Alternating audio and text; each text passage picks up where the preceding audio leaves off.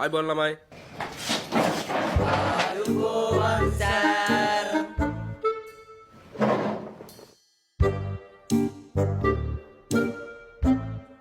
නිශ්ශබ්ද වෙනවලා. දැන් නාම ලේඛනය ලකුණු කරන්න ඕන.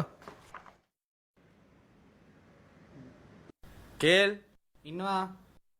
ජස්ටර් ඉන්නවා. සුමිල් කුල්ලා කිලෑ ඉන්නවා. ඇල්ෆා ඉන්නවා. උඩ්ඩා ඉන්නවා. හැලන් ඉන්නවා.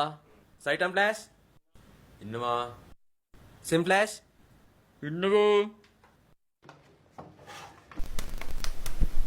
ඇයි බං බක්ලා සිම්ටස් ඉන්නවා කියලා කිව්වේ? උන් මෙසේජ් එකක් දාලා තිනවා කැලල බඳිනවා කියලා පොඩි වෙලක් බැලන්ස් කරන්න කිව්වා. ඒක මිසා.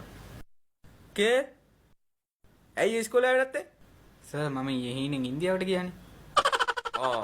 එහෙමද?